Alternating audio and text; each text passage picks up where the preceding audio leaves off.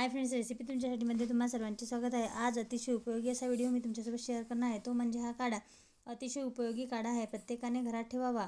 हा माझा स्वतःचा अनुभव आहे, त्यामुळे हा काढा कसा घ्यावा, किती घ्यावा, कुठे मिळतो, कोणी घ्यावा, कोणी घेऊ नये, तसेच यातील घटक व त्याचे उपयोग हे मी सर्व तुम्हाला व्हिडिओमध्ये सांगणार आहे। त्यामुळे व्हिडिओ मात्र शेवटपर्यंत नक्की बघा। चला तर व्हिडिओला सुरुवात करूया। यातील सर्वात महत्त्वाचा घटक म्हणजे किरातरिक्ता आणि तुळस। ताप कमी करण्यासाठी याचा प्राथमिक औषधी म्हणून उपयोग केला जातो। कडुलिंब हा त्याच्या अँटीव्हायरल आणि रक्तशुद्धीकरण गुणधर्मासाठी ओळखला जाते। त्यानंतर हरिद्रा दाहक विरोधी समर्थन प्रदान करते।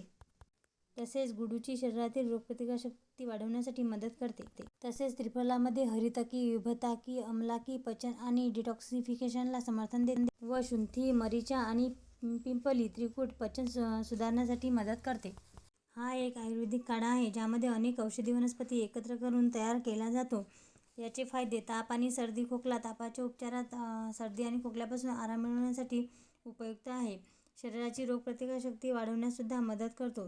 तसेच शरीरातील विषारी घटक पदार्थ बाहेर काढण्यास मदत करतो। पचनक्रिया सुधारते, पचनसंस्थेसाठीही चांगला मानला जातो।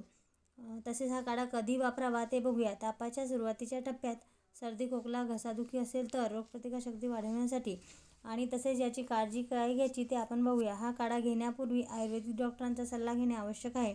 गर्भवती महिला व स्तनपान करणाऱ्या मातांनी डॉक्टरांच्या सल्ल्याशिवाय घेऊ नये। तसेच या काढ्याचे अतिसेवन सुद्धा टाळावे, कारण जास्त प्रमाणात घेतल्यास दुष्परिणाम सुद्धा होऊ शकतात। या काढ्याचं नाव म्हणजे हा काढा आहे महासुदर्शन काढा। हा एक प्रभावी आयुर्वेदिक उपाय आहे, जो शरीराला निरोगी ठेवण्यास मदत करतो, पण तो योग्य प्रमाणात आणि तज्ज्ञांच्या मार्गदर्शनाखालीच घ्यावा। याचे प्रमाण काय घ्यावे, किती घ्यावे ते पुढे मी तुम्हाला व्हिडिओमध्ये सांगणार आहे। तसेच या काढ्यावर सुद्धा तुम्ही बघू शकता, सर्व लिहून दिलेलं असते, त्या प्रमाणात सुद्धा तुम्ही घेऊ शकता।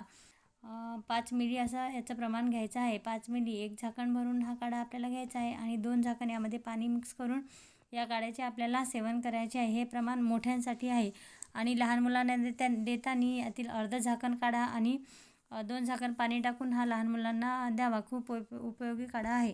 जेवण झाल्यानंतर दिवसातून 3 वेळा हा काढा घ्यावा। 2 ते 3 दिवस घेतल्यानंतर जर आपला ताप सर्दी खोकला कमी होत नसेल तर तज्ज्ञ डॉक्टरांचा सल्ला नक्की घ्यावा। तसेच ताप सर्दी खोकल्याची जर सुरुवात असेल आणि आपण या काढ्याचे सेवन केले तर याचे चांगले परिणाम आपल्याला पाहायला मिळतात।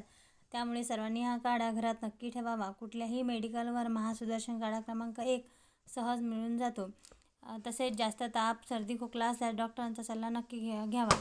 व्हिडिओ आवडल्यास लाईक करा, चॅनलला सबस्क्राईब करा। धन्यवाद।